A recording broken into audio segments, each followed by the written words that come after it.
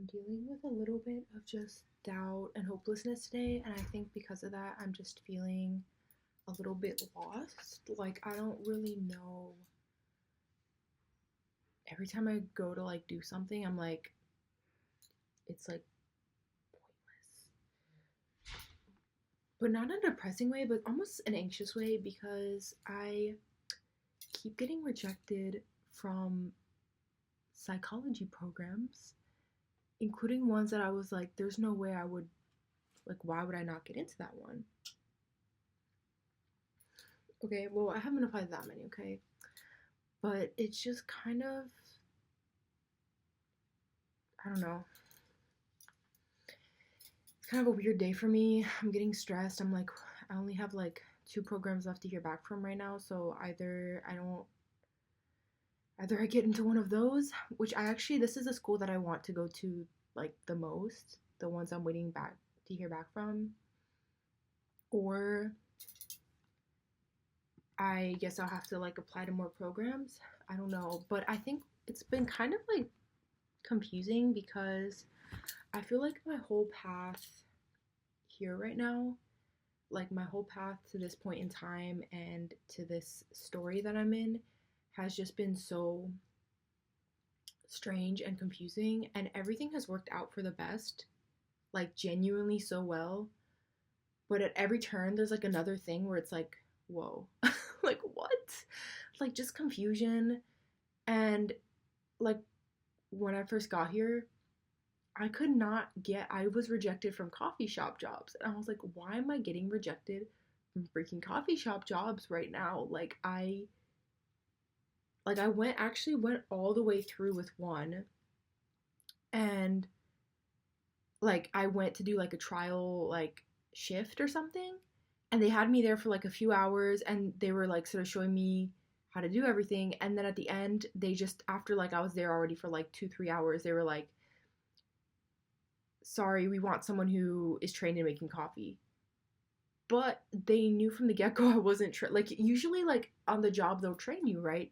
I don't know how people get coffee shop jobs here because all of them expect you to have like a year's worth of barista like experience. I'm like, where do you get the barista experience if nobody's gonna give you the freaking experience? What?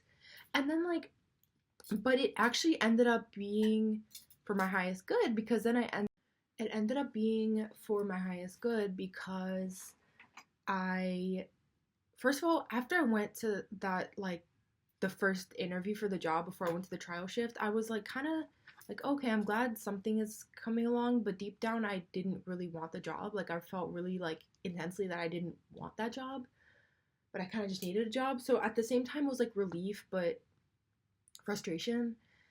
And it's the same with this program that I just got rejected from, that I was like, I literally have the exact experience necessary for this like program. So I was really confused, but I also had been feeling the whole time that I didn't really want to go there, but I was like, well, I guess I'll I'll probably get into that one. I'll probably go to that one. Like I guess it'll be fine. And so again, it was kind of like relief mixed with disappointment and just like frustration with myself because it just feels like you're doing something wrong and you're like, what's wrong with me that I can't get this thing that seems like it should be perfect for me. And I think I've just been doing some reflecting. I think like along this journey I've had so many different ups and downs, and it's been really good for me, I think, mentally, because I can just sort of sit and reflect back on these moments. For me, I see it as like a manifestation journey because I'm just woo woo like that, but you can just look at it as learning from life. I see the I say manifestation because it encompasses a mind mentality, but I actually see manifestation from all sorts of different fronts as like just honestly even like psychology, neuroscience as well. You know, you got to peer into your subconscious, see how you're self-sabotaging, and I think it's, visualization and all that stuff is stuff based in like neuroscience as well. Oh, air purifier.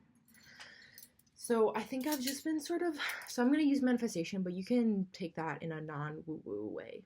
But I think that I've just been looking back on my manifestation journey, my growth journey, whatever, and just there's so many moments to look back on, and I've been watching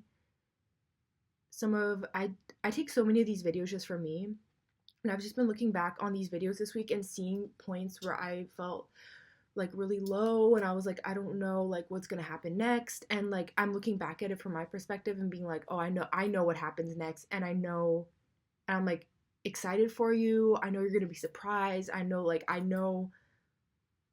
you know what I mean? Like I'm sort of like, oh, like I can't wait for you to see, even though it's me, but it's like I can't wait for you to see how it works out, because it always works out in the most fun, surprising sort of way of like, wow, I didn't even think that could happen. I didn't think that was gonna happen. I think I'm gonna include a video here. Now you're gonna see how I looked cuter before I moved here, but I'm getting cuter because I don't think I'm gonna include the videos from when I was like sort of in the beginning of being here in London. But girl, oh my goodness, I was looking and like my hair, I was like, I looked so bad. But I'll include a video. Okay, I'm back to making these because I want some structure, but okay, I'm trying to move to London right now. I'm trying to move to London, and it's like half working, half not working. So basically, I got a job as a research like assistant, but it's unpaid. And London prices, like you cannot be unpaid. Like I need money. And I do not have an apartment yet. I told him I was gonna move at the end of September. Don't have my visa yet. Don't have the money to get my visa yet. But I can't stay here really because my dad's about to move out of his apartment, and I don't have it for that much longer. I only have it till the end of September.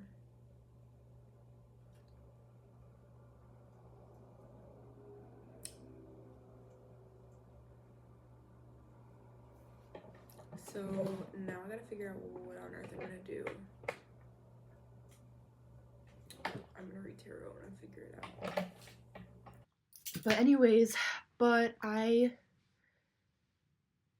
I've just been looking back at these and just being sort of like, I know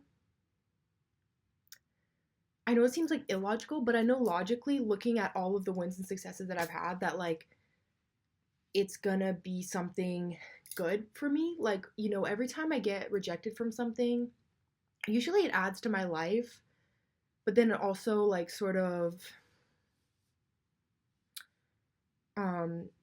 yeah, it usually adds to my life. It expands my life in some way, or it just teaches me something, and I just feel like it always works out for me. Like the whole reason I actually not moved, the reason, well, yes, moved, but the reason I visited London in the first place, like I was never intending on visiting London. I wasn't even that interested in London, but my sister had gone like the year before, my senior year, and then she was going again because she had a friend with family here, and I actually got laid off from my job like the summer between my junior year and my senior year. Okay, so like the summer before my last year of school, and my mental health was in a really bad place at that point. That was actually a massive turning point for me, and like across very like a lot of different fronts. And I was working at this crazy vegan restaurant, and it was like their grand opening, but they managed their business so badly. Like I actually have like hatred for that place. Like they were so bad. And the thing is, they just opened. I guess the guy, the owner, had all these connections and stuff in all these places, California, Texas, from these other restaurants that he had. At one point, actually, Logan Paul got invited to like an event at our restaurant, and I was like, that's crazy, but I wasn't working that night. I was thinking of going, but apparently they literally stayed open late for him, and he didn't show up at all. So that's kind of crazy, but so anyways, but they ran it so badly. They're actually like a few months after I got laid off, they actually fully shut down. Like they just closed, but they kept hiring and hiring and hiring hostesses, myself included. But the restaurant was empty like most of the time, so it was like unnecessary. But I was like, why was I laid off? Some people were on their phone the whole time. But it was for my highest good. I'll get to that. But anyways, but this is the thing, is that I got to they didn't even have the nerve to actually call me and tell me that I was going to be laid off. They had me come all the way. I lived 40 minutes. This is a typical New York thing, but I lived 40 minutes by train from my job. So I came by subway. So I went on the subway, I went to my job, and then when I was there, I was like there was like already two hostesses there. I was like, "Why are you guys here?" And they're like, "Oh, just go downstairs and talk to the manager. I think she wants to talk to you." And then I went downstairs and they were like, "Yeah, sorry, we're going to have to lay you off." And I was like, you like what? Like they could have waited until like they could have literally I've in my back of my mind, I'm like maybe it's because I got COVID and I was off work for like a little bit. But first of all, that's illegal. Second of all, I was just like, what? They made me go all the way. Like they could have literally called me or emailed me instead of wasting my time and my money to tell me I was laid off. And I was kind of just pissed because I was like, I didn't do I there's nothing wrong with how I was working, like, but I got laid off. But then because I was laid off, my dad was like, well, and I was really, really, really mentally ill as well, like, and really feeling isolated, all this stuff. So my dad was like, well, just come home. Like, I called my dad really upset. He was like, well, just come back to Richmond and you can go to with your sister to London. She's about to go, and I had this money from my godmom, who passed when I was like a kid. He was like, I just been using it for school, for living expenses and stuff. And he was like, why just use it for a trip? It was supposed to be for you to have like this amazing college experience. I was like, okay.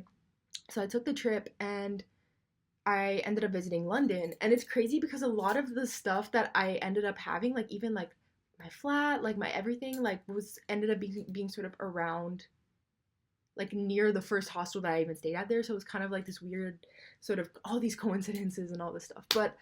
Um but anyway, so I was like, that's another failure that I was like, what on, like, sometimes stuff just makes zero sense and it's like, it's not logical to me at all. Like, it's not like, I'm like, why was I laid off? I didn't even, like, of all of the people here, like, I wasn't working badly. Like, I was really committed. Like, I was coming into work. I wasn't even, like, late too much or anything per se. I don't know if it's because they knew I was going to go back to school in the fall or what. Um, but it ended up working out for my highest good. And then when I got here and I was just like, um, I'm just struggling like to even get like a coffee, like all these coffee shops are just rejecting me, rejecting me, rejecting me. And I was like, I have restaurant experience. Granted, it is competitive here, but I was like, this is just feeling so nonsensical. But then it ended up leading me to a lot of important things. Like it ended up leading me to like the hostel, which gave me like a place to stay and also a job as well that ended up being like a more long-term thing. And it led me to like and it was actually pretty, yeah, I don't know, I'm not gonna go into it, but it was pretty interesting, like the synchronicities that landed me there. And then also like um oh, this is another one. So when I first got here, and I was staying at an Airbnb at first for like a few, like 2-3 weeks, but then I was like, this is killing my money right now. And I was like, okay, so I guess I'll go to a hostel. And I had very low money. So I used my money to get a week at a hostel. But basically, then the hostel that I had just paid for emailed me and they were like, yeah, so we actually don't have space, but you'll get a refund within like 7 to 10 business days. And I was like, no way, I just spent this money on this hostel and now I can't, like, now it's like snatched my money and I'm not going to get it back for 7 to 10 days. But I ended up somehow getting it back the next day, and the only hostel left to basically like the only hostel left to get, because it was like near the Christmas season, was the hostel that I ended up at, and that ended up being really important for me for so many reasons. It ended up being near the job, my nanny job, which was like the most like perfect nanny job. I love it. Like I actually make more money at that nanny job than I would have made at that coffee shop and things like that. So it's like all these little synchronicity. And the other thing too is the hostel that I had booked before, actually you could only stay there. I found out from someone later, you can only stay there for 7 days every year. So after 7 days, I would have had to like leave. But the hostel that I landed at because of that accident ended up being like, you can stay there more than 7 days. Like you can keep extending as long as they approve. So it's just all these things and I'm like, it's so nonsensical and like so frustrating, and then it ends up being for like my highest good in some way. And I think that I just have been like sort of reflecting on the fact that like the world is just not a logical place. I think we keep trying to approach it with so much logic, and like there's a sort of logic of like what's the next path, or like what's the I feel like I keep trying to aim for the next most logical step, and the next most logical step never seems to sort of click with me, and then like something really random will appear that's like really just what I wanted anyways, and it feels really magical. But it's like I think that like I've been just sort of consolidating those lessons and just being like, there's so many times that I was like, this is just not gonna work out for me. Like there's just I don't see any logical path forward. Like I don't see the logical way forward. And it never really ends up being about logic at the end. Like it always ends up being sort of out of my control, but in like a really beautiful way. And I think that yeah, that's been one of my biggest takeaways. And I think I've been sitting here just being like, oh my God, like, what if I get in nowhere? And I was like, if I get in nowhere, which I don't think is gonna happen, I hope not. I'm really scared. I'm like, if I get in nowhere, that means there's something else for me. And it'll probably be even better. I feel like every time I just like get through a little bump, like I end up looking around and I'm like, wow, I'm just exactly in the place that I wanted to be anyways. Granted, I do a lot of like affirming to myself. I like it's taken me a lot of work to get that mentality. Like it really has taken a lot of work, but I've just been sort of riding the waves. I think like after you have gone through a traumatic experience, like I think your life doesn't feel logical anymore. Like the world really doesn't feel logical at all, because I think like after something that was never really supposed to happen, something so like random occurs to you, like it just changes your like perception of what's normal and what's coming next. I think in the past that was like in a really negative way, like anything horrible could happen to me.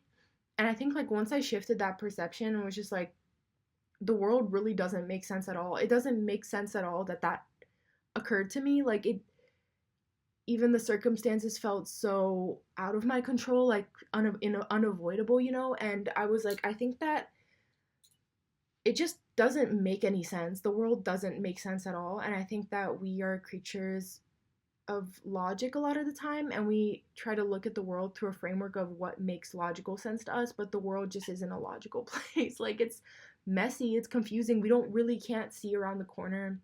Again, I'm reading Surfing Uncertainty right now, and the idea is that basically we are constantly making predictions about the world, and then sort of learning as we go along, and we're just making predictions all the time, and then our minds are sort of looking at what's wrong, like what our wrong predictions are, and learning from that to make better predictions to get us to like a different place. And so let me actually where's okay, I'm pulling out the book. Okay? This is I was reading like the book today. I had to print it out because I didn't bring it with me. But I loved this phrase. Okay, so the whole idea is that we're constantly making these predictions about the world, like including about things as simple as looking at a coffee cup as an example that he uses. And we're just sort of predicting what these items are. And, as we go along, the predictions get better and better. And then we have this sort of accurate or sort of usable framework of reality, right? And so this is what he says here, that I love this phrase.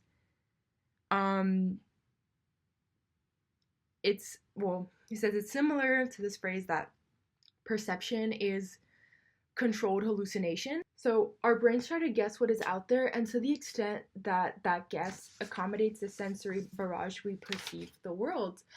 And I think it's so cool how, again, it's like just woo stuff of like a manifestation, but like it actually makes so much sense when you read things like this. And it's like, yeah, exactly. Like we don't like, I think that so much of our reality is just based off our predictions of what's gonna come next. So says the book. And our perception. And it's like, I think that like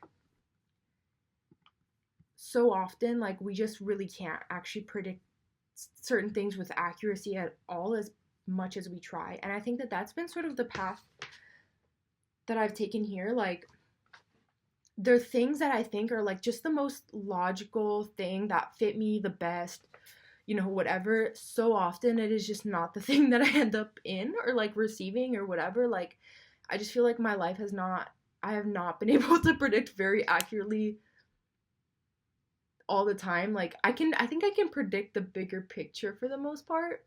I think my life looks how I wanted it to look, but I think I can't really predict with accuracy like the actual tangible step all the time. Like, I feel like life takes me on twists and turns all the time to the point where it's like I don't know if there's even a point in trying to predict. I feel like my mind has been very quiet recently, which is something new for me. But I think that there's something very victorious about the quiet for me right now because it feels sort of like just surrender. Like, I give up trying to even predict what's gonna happen because it's just so impossible. Like, it's just so impossible to really know. I feel like right now I'm in an area that I didn't really expect to be in. Just in a place in life that I didn't really expect to be in at all, and I'm just trying to go along with the ride, but it's hard because at the same time, I think when I'm failing, like I want to predict, like I think like to be safe, you want to predict kind of the worst outcome. Worst outcome, I don't get into any of the schools that I apply to. Best outcome, I got one program I really want, but I'm not. See, I'm not gonna bet on it to be honest with you because it's like this is the one I think I have the least chance of getting into. Sadly, it's the one I want the most, but we'll see. But I'm not betting on it at all. Like, I'm like, yeah, probably not. But at the same time, life is just so completely illogical that I feel like I've just been having this crisis of like, do I predict the worst outcome?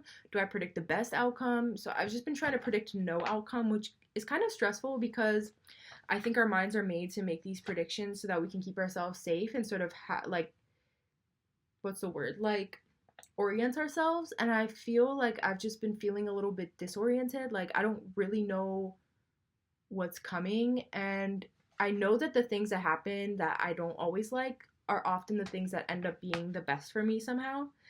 But I also, like, I can't always predict that it's gonna go in the best way or like the way that I want the most because sometimes it really doesn't. It's just like I don't know what to say. I feel like I tried to go like the way I was supposed to go, the way that made sense, and it's just not making sense, I guess, for my life. I don't know. I didn't think that it made no sense for me to move to London. It makes no sense for me to still be here and be okay. Like, I was like, first I was like, there's just no way it's gonna happen. Like, how am I gonna get the money? How am I gonna figure it out? I don't have a job. I don't have a flat. I just have an unpaid job. And then I got here and I was like, there's no way I'm gonna survive here. Like, I'm gonna have to move home. Like, I suck at this. I'm just gonna have to leave. But I figured it out. Like, I feel like everything came together. And it just like happened to just be like, and I don't even want that to be, I'm just like trying not to be overly hopeful, but it does kind of work out that way that I think things are often very like just so illogical and somehow in the midst of it, I feel like I've been getting better and just going higher in life on the inside. I think the best thing we can do is what I've been trying to tell myself, and there is this concept in manifestation, it's like you shouldn't attach to the 3D, okay? Like, whatever's going on outside of you in like the outside world, whatever your circumstances are, you shouldn't attach to that and you should stay fixed on your internal reality. Like basically, let's say you want to be wealthy and you are looking at your reality and you are like flat broke. Like, you have no money, like it's just looking horrible for you. You're not supposed to look at your life and be like, I'm broke, I'm poor, like I'm this. You're supposed to stay fixed on a mentality of like, I'm wealthy, like I'm like, I'm a wealthy person. Wealth comes to me all the time. So then, and I do think that on a psychological like scale, I don't know, it makes sense because I think that the whole point is that if you're in fight or flight mode, you start to get like deregulated, I guess. And then when you're in that state, like your brain starts to shut down the parts of you that can make decisions, okay? Like it starts to shut down the functions that like of your brain that are sort of more rational, like the rational thinking part, the problem solving part, and you just end up in sort of fight or flight mode. Meanwhile, if you stay calm, you are able to better access those more rational parts of your mind. So I think if you're in that fear spiral of like, everything's going badly for me, I just fail, like everything's gonna go horribly, you can't access the problem solving part of like those problem solving parts of yourself that are gonna be like, actually, it's really not that hard. Like, actually, you can just do this simple solution and still keep making money. Like, you're sort of overthinking it because you're too afraid. But if you're in that mentality of, I'm wealthy, wealth flows to me, and all these things, you're still sort of in that like problem. You can still stay in that sort of problem solving mode of like positivity, and then you're more open to sort of seeing the solution. So I think that that's the sort of like truth. I think the true basis to manifestation. I think that, yeah, I mean, everything in psychology, I think like there's so much of it that confirms. I know sometimes it can get into the really woo-woo stuff of like, I don't know. But I think that I use that woo-woo stuff, but I think that it's like, I think on the simplest basis, I do think that's really just really simple, like psychology, simple neuroscience, visualization, all of it, retraining your sort of mind to think positively. That's what CBT and therapies like that are about. So I don't know, where was I going with this tangent? But I just that's what I've been sort of reflecting on, and I think that it's good to just keep your like, I'm kind of worried that it's not going to go great for me, but I'm just going to keep like an open mind and just keep in the mentality that whatever happens is going to be a positive thing for me, so then I can keep taking helpful actions for myself, I don't know. I'm just kind of like, whoa, like, I don't know. Like, I think that I was expecting to get to this point and have like a few options to choose from, and it just didn't turn out that way. And I'm kind of like, man, what was the fancy degree for? What was the fancy degree for?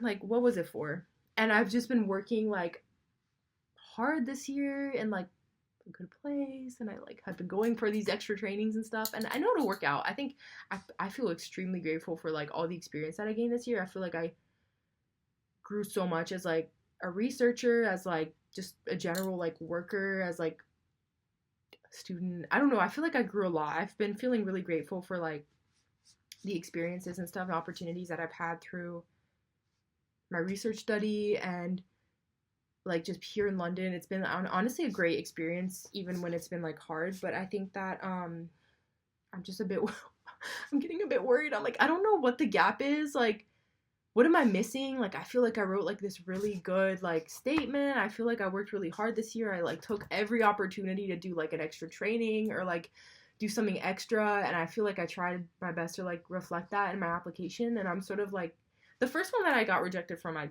didn't really think I was going to get in there, so I wasn't really that like shocked or upset. But this one, I'm like, this is literally like the most logical step forward for like everything that I've been doing, and I got rejected in like 3 days. And I was like, I'm confused, but I'm just gonna know. I didn't want to go there anyways, I'm gonna be honest. I'm being dead honest. I really was already kind of like, oh man, I guess I'm gonna have to go there. But it's just like, I guess I'm not going there, so I was like, whatever, I guess. So hopefully one of these two works out. It's at the school I really, really want to go to. I walked around there today and was just like, please, please let me in. Please, please, please, please, please, please, please. If not, I guess there's some amazing other program for me. But, yeah, we'll see.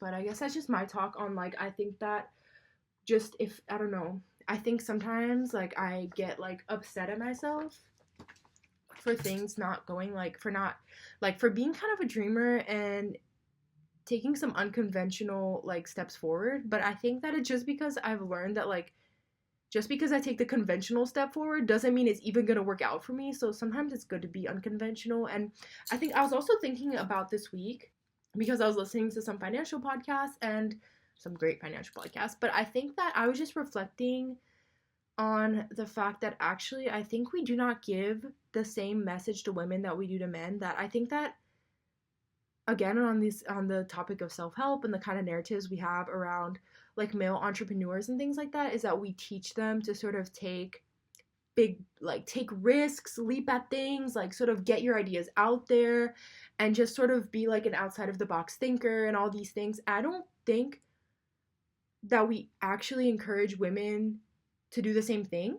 Like, I think when you do that, you just seem kind of crazy. Like, as a girl, like, I think that a lot of times for women, we're very expected to take this really like vocational, I don't know, like expected route, like of just playing it safe. And I think that we don't give that same messaging to women, and I think it's men giving this messaging to each other. So I think that's good. They should tell each other that, but I think we're not hearing that enough from women. So hopefully one day this is an important part of my journey or video or something. But and I'll just say, like, I think that like women should also be taking like the risks and jumps and also be thinking outside of the box and also sort of get out there and do things that are unexpected, because I think that we save that sort of excitement for the men of like they're gonna be out there like crazy new startup that they started and like all these things, which is amazing for them, and rightfully so. They say like that those things have been the best things that they've done, that it's gotten them rich. If they didn't take the unexpected path, they wouldn't have gotten there. And we do not tell women the same thing. Like, go out there, be creative, go do something new and different, and just like, it's not just because it's like the logical thing. Take it from me, it does not mean that the world is gonna send you that way. I feel like I'm trying to be like do the expected thing or like the safe thing because I don't want to be in a position of like feeling stressed out, and then the thing that's like supposed to be the safe thing or like my safe option just doesn't even work out for me. So I'm like, okay, what am I supposed to do then? Stress myself out? Okay, I don't know. Like, I feel like, okay, I guess. But yeah, I think maybe though we should tell that to women more. I think women should also be encouraged to take risks and be surprising and do surprising things that they don't. Yeah, and I think that it is a misogyny sort of thing that stops us, and also maybe women are, I don't know, less likely to sort of be thrown into that position. I don't know what it is, but I do think there's some truth to that. I don't hear that advice from women very much. I think even at school, like, I think there's just this sort of archetype of like these men. I think especially even with ADHD, these men, like, people always say this about Albert Einstein, and it's a myth.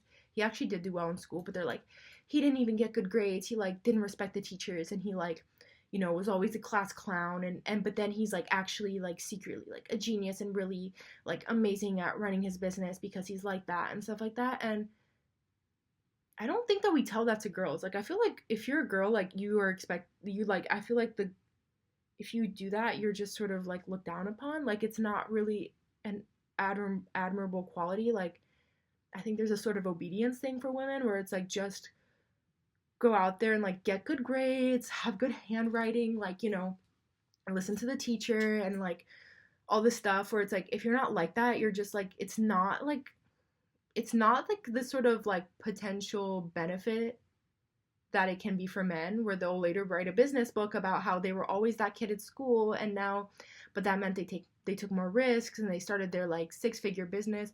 We don't see that narrative a lot with women, do we? Like, where they were like, I didn't, I was always a class clown, or I didn't want to listen to the teacher, but then I became like an entrepreneur or something. It's like, I think women usually take the secure route, and it's like, I don't know, am I crazy? No, I'm not. But I think that we should just be encouraging that more in girls. I think maybe I have that personality to have a little bit. Like, I was not actually that great at school until high school. Like, middle school, I was getting like C's and stuff. I doodled, I think maybe that's an ADHD thing. Maybe it's a personality thing.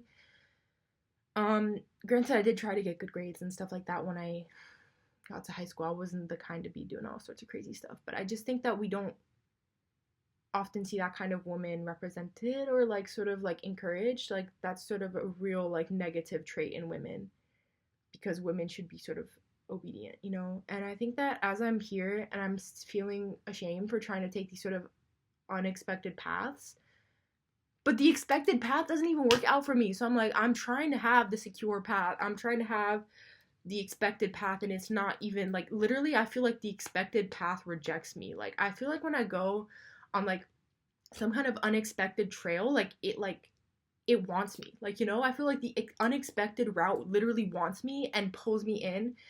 Meanwhile, the expected trail, like the expected path rejects me at every cost, and it's kind of crazy. Like it kind of annoys me because I'm like, I kind of just want to chill and just make my money and just not stress. But I feel like I keep getting thrown into these little situations where like the thing that would make me feel secure kind of like rejects me, but then the thing that's kind of like, whoa, crazy, like it like literally wants me. Like I don't know, you know what I mean? So I'm gonna have to just accept it and just be like, okay, I guess it's gonna lead me somewhere. But it's like every time I'm just trying to like be normal, it's like, no, your life is not gonna be normal. You're not gonna be a normal person. Like you're just gonna have to like accept that, I guess. And so I'm like, yeah, I guess I'm just gonna have to do like what interests me, and I'm just gonna keep reading my little neuroscience like books that I've been reading. The first neuroscience book I read, so good. Rethinking Conscious. No, is that what it's called? Yeah, Rethinking Consciousness. That was another unexpected thing because I went to move my sister into school, and I went to a little bookshop in Bristol, and it was like they sell all these books for like £3. And I just randomly saw that. I was like, there's no way to understand this because it's too smart for me and it's about neuroscience and consciousness, but I'm kind of interested. I picked it up and hailed that book. It was so good. I didn't actually start reading it till like a year later, and it literally changed my life and changed everything about me and everything I was thinking. So you see, unexpected things just happen all the time to me. I feel like I'm just like, okay, I'm just gonna try to do my best to create like internal stability for myself and not freak the F out every time something crazy happens like that. Like every time I'm rejected from something that I should be getting, like I'm just gonna be like, okay, like fine, I guess. Reject me from everything, reject me from all the schools. I'm not gonna get anything. I'm gonna flop. Okay, fine. Every time I go through this thought process and it doesn't happen and something magical and amazing happens, but it's like I just wanna, okay, that's fine. Just go for it, universe, okay?